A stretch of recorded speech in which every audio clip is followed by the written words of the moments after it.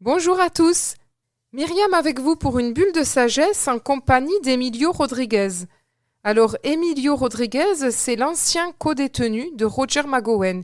Il vit au Texas, il a passé 22 ans en prison et il a rencontré Roger McGowan. Roger McGowan, c'est un prisonnier afro-américain qui est issu des quartiers défavorisés de Houston et qui est détenu depuis 1987 au Texas pour un crime qu'il n'a pas commis. Il clame son innocence depuis 33 ans avec un immense pouvoir de résilience, mais sans résignation face à un système judiciaire complexe. Roger McGowan est resté enfermé 25 ans dans le couloir de la mort, auquel il a survécu, et il est aujourd'hui dans une prison normale, entre guillemets, Huntsville, à Houston. Et c'est un homme qui a un sourire singulier, qui a une tranquillité profonde et qui questionne beaucoup. Il a écrit des livres sur son parcours en collaboration avec Pierre Pradervan notamment, qui retrace leurs échanges épistolaires et qui retrace aussi son parcours de vie assez incroyable. Roger McGowan, c'est un homme de paix. Emilio Rodriguez, quant à lui, est sorti de prison. Il va nous raconter son parcours. Il a un parcours un peu similaire à Roger parce que c'est un homme qui témoigne d'une grande résilience également et qui témoigne vraiment d'espoir car il a transformé sa vie.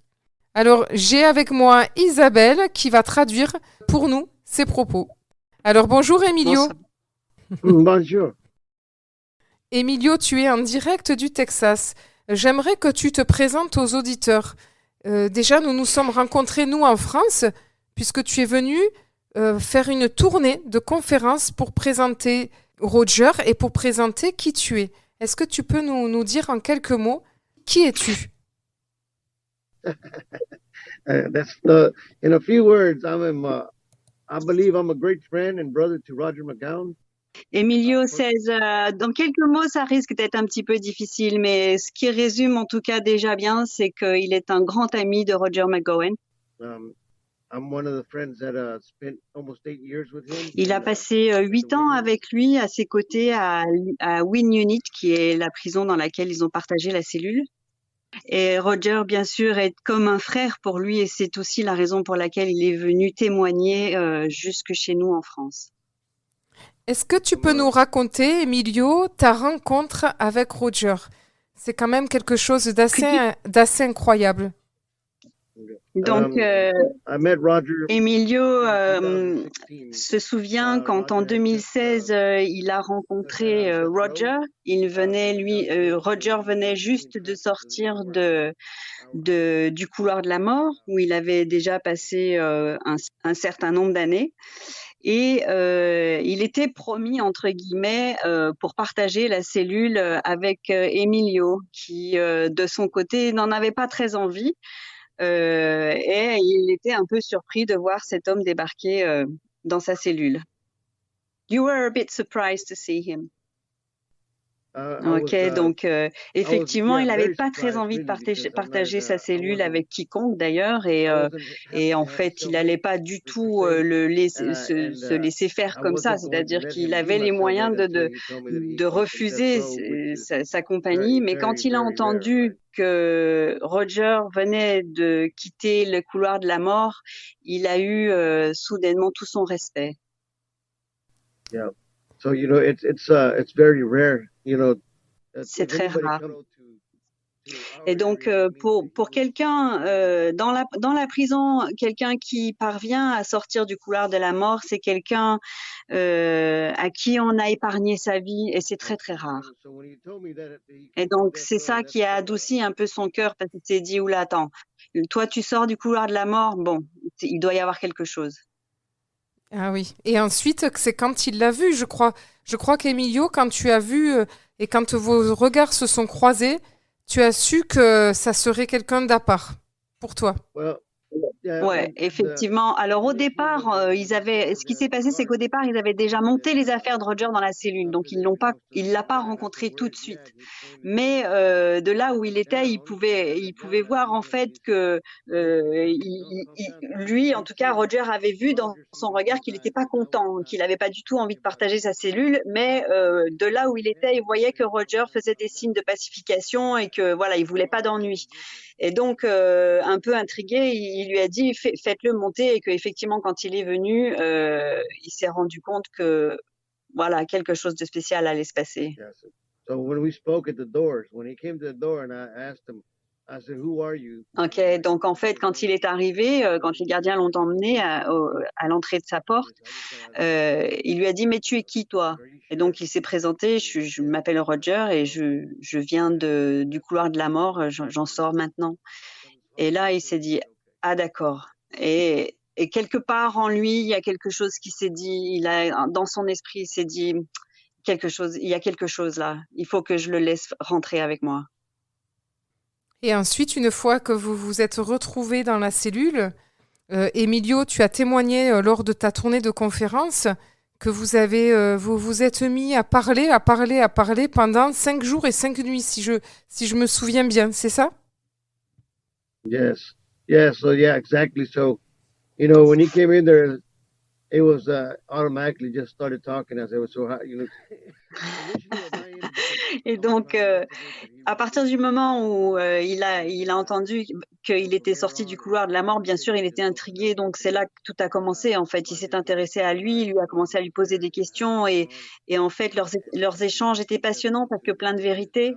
Et bien sûr, tous les rebondissements de la vie de Roger il y en a eu un certain nombre. Et c'est vrai qu'ils se sont beaucoup parlé, ils ont bu beaucoup de café et ils se sont endormis parfois, mais ils ont rebu du café et ils se sont remis à parler. Et ça a bien duré 4 jours. Et alors, est-ce que c'est à ce moment-là, je me souviens aussi d'un témoignage d'Emilio, qu'ils se sont dit, tous les deux, sans doute, que c'était une amitié différente de tout ce qu'ils ont pu connaître avant. Une amitié qui est d'un autre plan, une sorte de fraternité. Est-ce que c'est dès le départ que cela s'est produit? En effet, c'est au cours de cette conversation que, de toute évidence, un lien s'est créé entre eux et surtout un lien de confiance.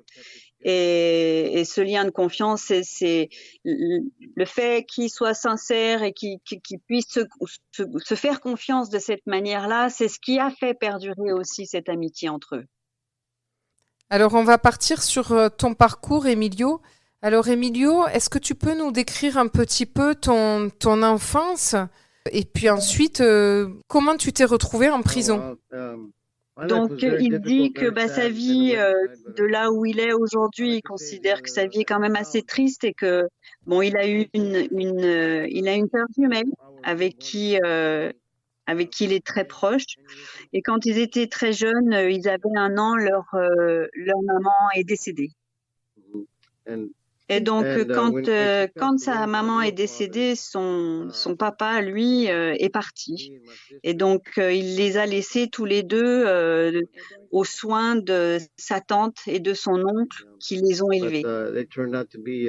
Donc, malheureusement, ils ont été confiés à ces 2 personnes qui n'étaient pas très attentionnées vers eux et en fait, ils ont subi beaucoup d'abus, autant physiques que psychiques. Et c'est jusqu'à l'âge de 13 ans qu'il a réussi à rester dans cette famille de substitution, mais qui n'était pas la famille idéale. Et donc, ils avaient 1 ou 2 tenues vestimentaires pour faire l'affaire jusqu'à ce qu'ils ne puissent plus rentrer dedans. Mais bon, voilà, c'est ce qu'ils avaient et il fallait bien qu'ils s'en accommodent. Ouais, et donc, quand un jour, en fait, quand il est rentré chez lui, quand il avait 10 ans, ce nouveau père était en train de battre sa sœur. Parce qu'en fait, ce qu'il faut savoir, c'est que cette femme, très peu de temps, la nouvelle mère d'Emilio et de sa sœur, est devenue aveugle. Et donc, ce père qui avait pris ce rôle de père, mais qui ne l'endossait pas de manière très attentionnée, avait pour rôle de s'occuper du coup de ses 2 enfants. Et ce jour-là, à 10 ans, quand il est rentré chez lui, cet homme était en train de battre la sœur d'Emilio. when I came in at 13 years old, when we were 13 years old, I came home one day and he's beating her up. He's beating my sister up. Donc, Emilio était très choqué de ce qui était en train de se passer dans cette maison et la tournure des événements s'est aggravée quand lui, il a décidé que c'en était trop, quoi, qu'il ne pouvait pas souffrir cette situation davantage. Il a couru dans le garage, il a attrapé une batte de baseball et il est retourné vers cet homme qui l'a frappé dans son dos et il est tombé inconscient et quand il s'est réveillé de nouveau à lui, il a attrapé une arme, il l'a pointée sur Emilio et il lui a dit « C'est terminé, je veux plus vous voir ici ». Yeah, our lives as children was difficult. I mean, like then, he was like for that day, he was beating my sister up because he didn't like the way. Et ce jour en fait où il s'est mis en colère contre sa sœur, c'est parce que dès l'âge de 10 ans en fait, quand cette mère est devenue aveugle, c'était elle qui devait faire à manger, faire les repas, enfin tout faire en fait. C'est elle qui avait pris le relais d'être une mère déjà à 10 ans. Et ce jour-là, il se plaignait du goût de la nourriture qui n'était pas du tout à son goût. Et c'est pour ça qu'il l'a battu. Et donc, quand lui, alors, il est rentré, tout ça s'est passé et ils se sont retrouvés finalement, lui en tout cas, s'est retrouvé finalement dans la rue à partir de 13 ans jusqu'à ses 20 ans. Donc, il a passé ses nuits dans la rue, dans les parcs. De 13 à 20 ans, Emilio, tu étais dans la rue? There was a special tree in a park that I grew up in. Effectivement, et il a eu, on peut dire qu'il a un lien particulier avec un arbre dans un des parcs qui était là où il habitait, qu'il a abrité, on dira, il dit ça comme ça, c'est-à-dire c'était un peu ma maison, cet arbre est devenu un peu ma maison, où il a dormi dans cet arbre, il s'est réfugié en fait dans cet arbre. Mais parfois, quand ce nouveau père était au travail, il allait frapper à la fenêtre de sa sœur qui le laissait rentrer, lui donner quelques petites choses à manger, prenait une douche et de nouveau il s'en allait. Donc elle est devenue aveugle quand lui il avait 10 ans et quand il en a eu 15, elle est morte cette mère. Et sa sœur pendant ce temps, comment elle vit? Elle est restée toute seule avec ce beau-père qui finalement était agressif? Oui, bien sûr, elle n'avait pas le choix parce qu'en fait, il fallait bien que quelqu'un prenne soin de sa mère. Donc, toutes ces années, forcément, ils étaient adoptés. Donc, toutes ces années, ils n'avaient pas bien le choix que de s'en remettre, quoi. Quand sa mère est morte, qu'il avait 15 ans, c'est là que son vrai père est revenu dans l'histoire. Ok, donc quand il était, bien sûr, quand il était petit, en fait, le fait que son père revienne dans l'histoire, ça a pas été en fait la bonne nouvelle parce que ça n'a fait que cimenter toute la colère qui avait commencé à germer en lui parce que bien sûr, quand il était petit, il comprenait pas pourquoi ses cousins ne voulaient pas jouer avec lui, que ils étaient différents, personne ne l'aimait, lui et sa sœur se sentaient très seuls dans leur enfance. Ils n'avaient pas beaucoup de liens avec leur famille. Personne n'avait envie de partager des jeux, du temps avec eux. Et donc, quand son père est revenu, en fait, il lui a dit, mais c'est pour ça que personne veut jouer avec toi, parce que tu es personne, en fait. Tu n'es rien du tout. Et donc, forcément... Ah oui, c'est dur. Ouais. Et donc, forcément, quand il s'est retrouvé dans la rue à 16 ans avec un père qui lui dit qu'il n'était personne et qu'il ne vaut rien, une mère qui était morte, il s'est retrouvé dans la rue et pour lui c'était la fin, quoi. Il avait aucune valeur, c'était la fin de tout, quoi. Il était vraiment sans espoir. Et est-ce que c'est là du coup que Emilio, tu as commencé à faire des actes de délinquance par dépit, je dirais? I don't know if you can call them small. They were all pretty big. I became I don't call them mistakes because I did them on purpose. Forcément, quand il peut pas dire vraiment que c'était des erreurs parce que tout ce qu'il a fait, que c'était pas des petites choses, c'est forcément, ça a été volontaire, c'était voulu, déterminé. Mais bien sûr, lui, il s'est retrouvé à 16 ans dans la rue. Il faut bien comprendre qu'en fait, à cet âge-là, il savait rien faire. Il était pas éduqué, il n'avait pas de métier, il savait rien faire en fait. Donc, il a bien fallu qu'il se débrouille d'une manière ou d'une autre pour arriver à vivre dans cette vie-là. Donc, il s'est retrouvé en fait à voler des voitures. Il s'est retrouvé à essayer de survivre et de trouver de l'argent là où il pouvait, de la manière qu'il pouvait. Il y avait des gens un peu plus âgés que lui qui lui ont montré 2-3 trucs et en fait, il s'est retrouvé à vendre des voitures pour gagner un peu d'argent. Mais ce qu'il faut comprendre, c'est que de toute façon, lui, à cette époque-là, il était pas, il en avait rien à foutre de tout, quoi. Il n'y a plus rien n'avait d'importance. Et donc, quand il avait 17 ans, il a déjà commencé à avoir quelques amis qui étaient des amis de la rue, donc qui étaient des amis de gang en fait. Et un jour, l'un d'entre eux lui a dit, voilà, il va y avoir une bagarre au parc. Et donc, ils se sont rendus dans ce parc et lui, c'était une bagarre qu'il pensait qu'il avait envisagé être une bagarre à main. C'est-à-dire qu'ils allaient se battre et ils sont arrivés là en groupe à plusieurs et puis ils sont arrivés en voiture et quand ils ont commencé à sortir leurs armes, c'est là qu'il s'est rendu compte qu'en fait, ils étaient un peu foutus. Et donc, 3 de ses amis sont décédés ce jour-là. Lui, il s'est fait tirer dessus et il a passé 6 mois à l'hôpital. Et son autre ami aussi un autre de ses amis s'est fait tirer dans la jambe. Mais bon, il a quand même perdu 3 de ses amis dans la rue.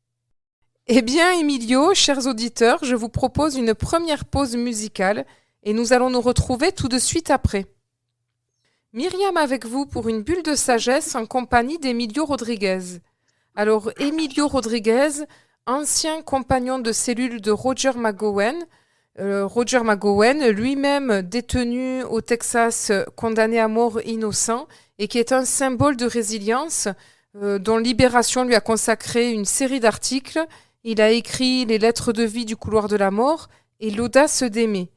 Donc nous sommes en compagnie d'Emilio qui nous racontait son parcours d'enfance très difficile, et nous nous étions arrêtés à l'âge de ses 17 ans, où il s'est retrouvé dans une bagarre avec des armes et où il s'est retrouvé pendant 6 mois à l'hôpital.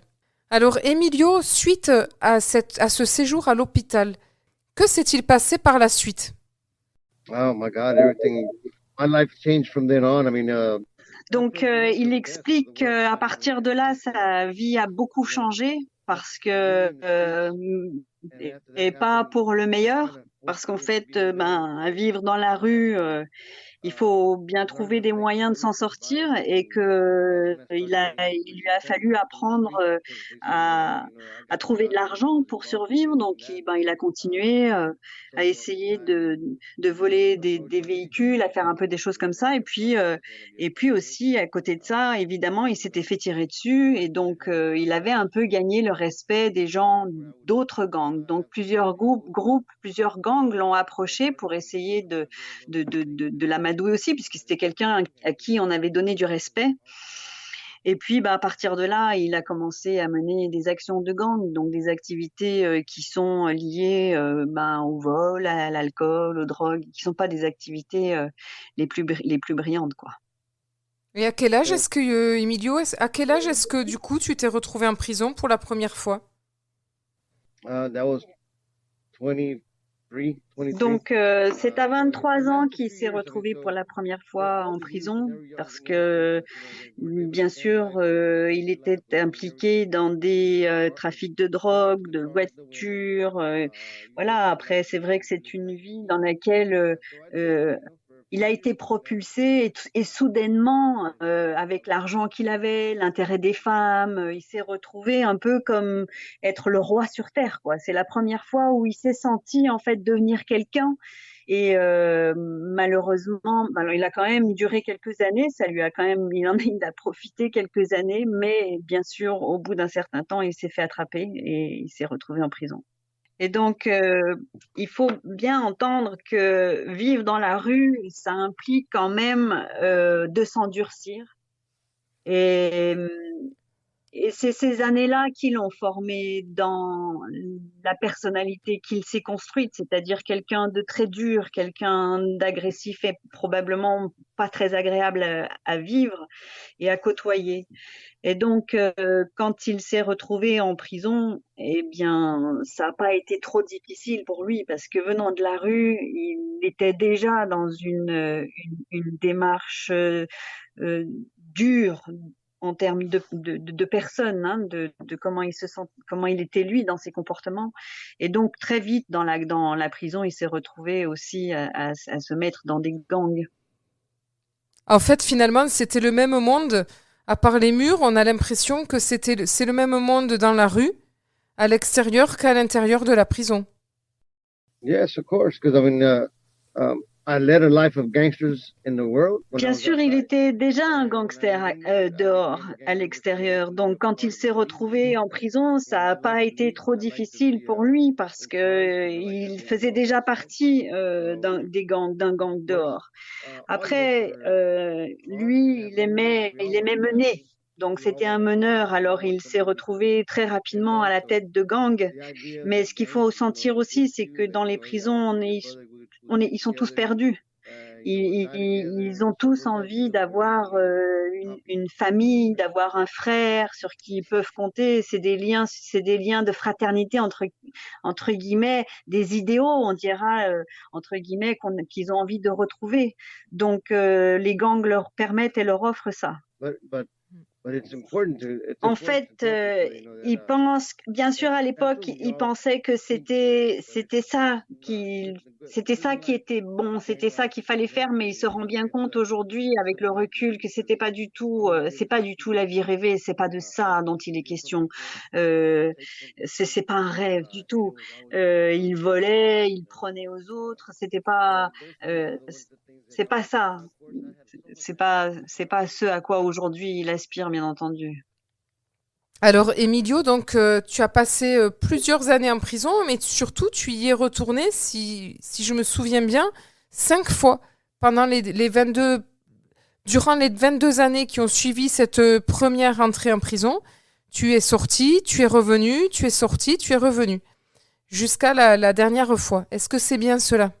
A total of 5 times. So if we keep on going. Oui, c'est ça. Mais si on s'étend à parler de ce qui s'est passé à chaque fois pour qu'il rentre en prison, on est là pour un certain nombre d'heures. Yes, I know, but so yes, I mean, 22 ans au total, il a passé en prison, il y est retourné 5 fois. C'est vrai qu'il a eu quand même la chance d'avoir déjà un trait de personnalité qui est il a toujours aimé et eu envie d'apprendre. Ça, c'est quelque chose, une particularité de sa personne. Et bien sûr, dans l'ensemble, il a eu une vie difficile qu'il considère comme être une mauvaise vie, mais il avait une sœur qui était formidable. Et il a eu aussi la chance de rencontrer un prêtre qui lui a permis de retourner à l'école, faire des études après la prison, mais à chaque fois, il retournait dans ce monde de drogue qui finalement a fini par le remettre entre les murs. Alors, Emilio, maintenant, on va passer à cette dernière fois où tu étais en prison. C'est là que tu as rencontré Roger, mais avant Roger, il me semble que tu avais déjà commencé je dirais, un retournement intérieur, c'est-à-dire que tu avais déjà commencé à te poser des questions, commencé à retrouver l'espoir et peut-être la foi. Est-ce que c'est bien cela? The word is God. The word is God. Okay. C'est durant. En fait, ce qu'il a envoyé en prison la dernière fois, c'était un crime minuscule. C'était quelque chose qui avait légalement très peu de valeur en fait. Oui. Et c'est quelque chose qui aurait dû lui coûter 2 ans. Oui, oui, si je me souviens bien, c'est un vol de sac à main. C'est exact. Et en fait, au lieu d'avoir 2 ans, il s'est retrouvé avec une peine à vie. Et là, quand il s'est retrouvé dans sa cellule, c'est là il s'est effondré. Et il a regardé Dieu dans les yeux et il lui a dit, mais pourquoi? Mais pourquoi ma vie a été aussi difficile? Pourquoi est-ce que j'ai été aussi perdue tout ça? Quel est le sens de tout ça? Et en fait, ce jour-là, à cet instant, il a levé les yeux et ses yeux se sont posés sur une Bible. Ah oui.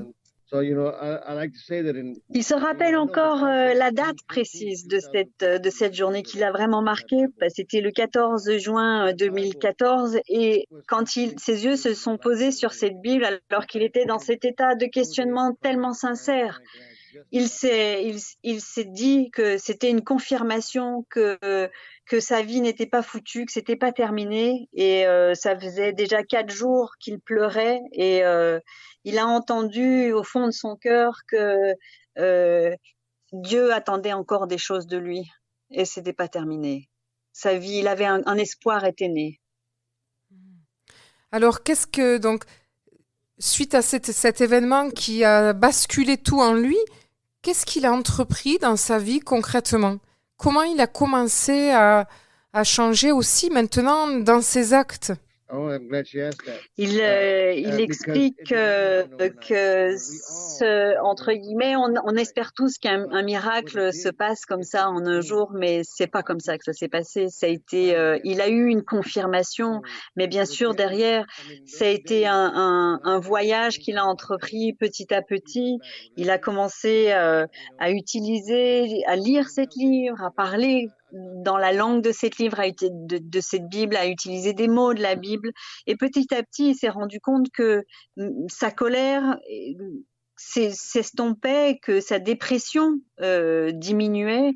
Et 6 mois plus tard, il s'est retrouvé un jour à regarder dehors, à voir le soleil briller et à déguster cet instant et à se dire, mais en fait, j'ai tellement quasiment plus de colère en moi. Mais j'ai aussi entendu dire par Emilio, que tu disais que ces débuts dans ton cheminement intérieur t'ont donné l'espoir, mais que c'était Roger qui t'avait montré qu'est-ce que c'était que la paix.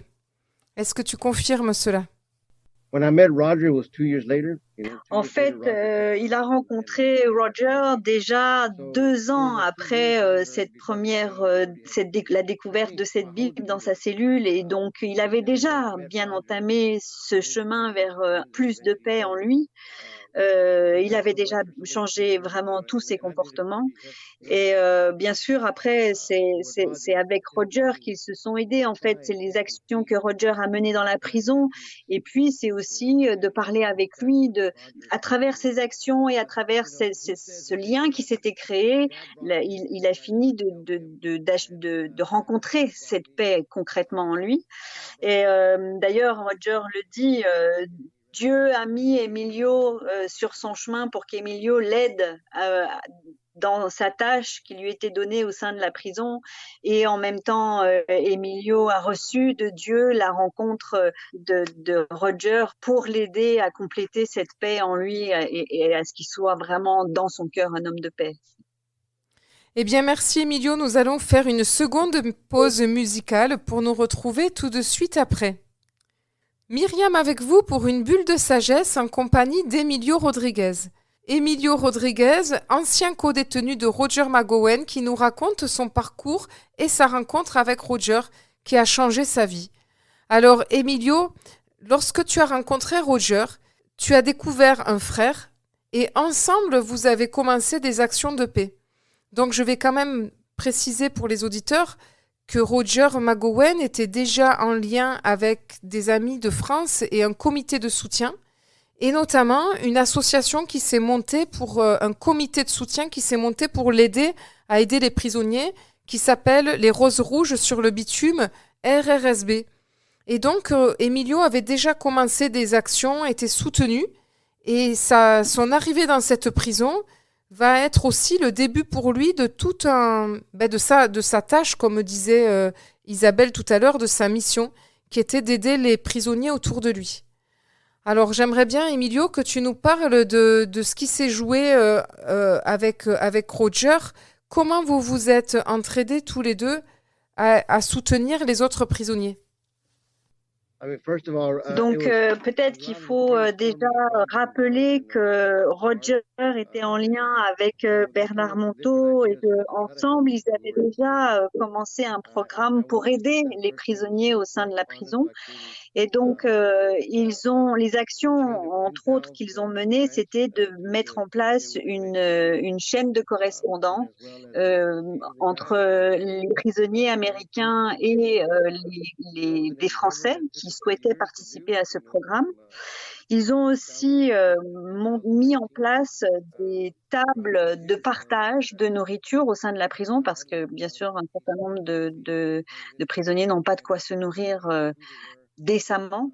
Et donc, c'est des actions qui ont été menées en tout cas quelques années, à partir de 2018-2019. Et c'est à travers ces actions avec Roger qu'il a appris encore un peu plus à devenir un homme de paix et de partage, quels que soient les individus qu'il avait en face. You know, the things that me and Roger did there for a lot of the inmates that he still does to this Et donc, day. il explique comment, bien sûr, le soutien de l'association RRSB a été déterminante dans ces actions qu'il a menées, que Roger a menées avec Emilio dans la prison, parce que aujourd'hui, on est quand même à un programme de correspondance qui comprend environ 130 personnes, et puis toutes ces tablées de nourriture qui ont été partagées, bien sûr, ont été financées par l'aide de RRSB, et ça, c'est important de le mentionner. You know, God works in mysterious ways. Dieu agit de manière parfois mystérieuse. On peut pas prétendre toujours tout contrôler, tout savoir en fait. Et c'est vrai que quoi qu'on fasse, dans tous les cas, ensemble, c'est forcément des choses qui vont être bonnes. Et tout ce qui a été fait aujourd'hui dans la prison, c'est franchement quelque chose qui est à noter, quoi. C'est très ce sont des actions qui ont été merveilleuses parce qu'il y a des gens qui ont tellement peu, aussi bien à manger que du matériel de soins ou autre. Ça, c'est moi qui le précise. Et alors, quel souvenir marquant est-ce que, Emilio, tu retiens de ces actions avec RRSB, l'association des Roses Rouges sur le bitume? Oh man, there's several of them. I mean, il dit bien sûr qu'il y en a énormément des actions qui ont été menées dans la prison qui ont touché son cœur, bien sûr, et il faut bien sentir aussi que les personnes qui sont dans le programme de correspondance, bien souvent, ils ont aucun contact avec personne, et donc quand ils reçoivent une lettre, c'est quelque chose c'est difficile à sentir pour nous dehors peut-être, mais qui vraiment les touche au plus profondément, d'avoir un contact de quelqu'un quand on n'a personne dans sa vie. Mais bien sûr, la nourriture aussi, toutes ces tablées de nourriture, quand on a très peu à manger, c'est étonnant, quoi. Et est-ce que Emilio, tu peux nous raconter l'anecdote de la salle de télé, qui est une anecdote que tu as racontée lors de tes conférences et qui exprime la différence qu'il y avait à l'époque entre la manière dont toi tu avais de l'autorité et du respect en prison et la manière dont Roger recevait un respect d'amour en fait. Yeah, so, okay, yes. Donc il explique comment ce jour-là, en fait, où c'était déjà la 4e fois qu'ils avaient organisé ce qu'ils appellent encore aujourd'hui les B-Day, parce que je fais une aparté ici pour expliquer aux auditeurs, mais les prisonniers ne connaissaient pas Bernard, donc ces tables de partage de nourriture, c'était en l'honneur de Bernard, parce que c'était un peu grâce à lui aussi qu'elles avaient lieu. Donc, mais comme ils ne connaissaient pas Bernard, ils avaient nommé B-Day et donc ils avaient dit en fait que c'était en l'honneur d'un anniversaire, parce que B-Day, c'est une contraction pour anniversaire aussi. Et donc, ils avaient déjà organisé 3 repas. Et ils partageaient ces repas avec 200 personnes. Donc là, c'était le 4e et ils avaient la permission, tout était organisé. Il y avait 4 tables de nourriture qui étaient pleines à craquer. Et ces jours de partage étaient des journées de rassemblement où il n'y avait plus de gangs, il n'y avait plus de races, il n'y avait plus de couleurs. En fait, tout le monde était mélangé et tout le monde partageait ses repas ensemble. Et cette fois-ci, donc cette quatrième fois où ça avait lieu, il y avait peut-être $400 de nourriture sur les tables, et un gardien est entré et leur a interdit de poursuivre ce qu'ils avaient entamé. Et donc, il s'est mis à jeter la nourriture dans un sac et tout le monde, bien sûr, s'est levé. Forcément, les gangs n'avaient pas l'intention de se laisser faire. Tous ces prisonniers n'étaient pas contents et ils étaient prêts à attaquer. Ils attendaient qu'une chose, c'était qu'on leur en donne l'ordre, pardon. Et tous les regards se sont tournés vers Roger, et Roger, lui, n'avait qu'un signe à leur donner, c'était calmez-vous, calmez-vous. Yeah. So, the amazing part of that is, Et donc, il explique que les gangs, c'est quand même, les gens sont séparés. Les gens sont séparés par la couleur, les gens sont séparés par leur religion, par leur race, ils disent. Mais quand ces journées ces tables de partage avaient lieu, ça rassemblait. Et les personnes qui étaient là n'étaient plus des membres de gangs, mais ils étaient simplement là comme des personnes lambda, comme nous tous. Et ils partageaient leur humanité, en fait. Et donc, quand ce garde est venu et il a renversé toute cette nourriture dans la poubelle, en fait, à la suite de la demande de Roger que tout le monde se calme et que personne ne choisisse la violence pour répondre à cette action de la part du garde, en fait, ce que ça a provoqué, à la grande surprise finalement d'Emilio, c'est que cette injustice a été contrée par un élan de générosité de la part de tous les gangs. C'est-à-dire que chacun d'entre eux a dit c'est pas grave, on va recommencer. Chacun d'entre nous, on va apporter notre propre nourriture pour partager ensemble de nouveau et faire que ça se soit possible encore une fois. Ah ouais, c'est fantastique. Alors maintenant, Emilio, tu es sorti de prison. Je ne sais pas exactement depuis quand, tu vas nous dire depuis quand. Et tu continues en dehors de la prison. Je précise que tu as trouvé un travail, que malgré ton travail et ta nouvelle vie de liberté, tu continues à aider Roger et à aider les prisonniers. Comment tu t'y prends concrètement aujourd'hui? Oh my God, I've been highly blessed. I mean, I cannot Déjà, express how blessed I am. il a beaucoup de mal à trouver les mots pour exprimer sa gratitude d'être un homme libre aujourd'hui. Il en connaît le prix.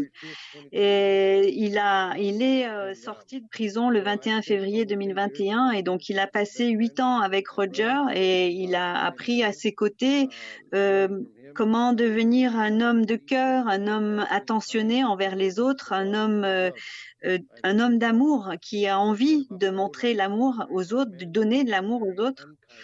Alors que, bien sûr, auparavant, c'était quelqu'un qui était tout l'opposé de ça. Et quand il est sorti,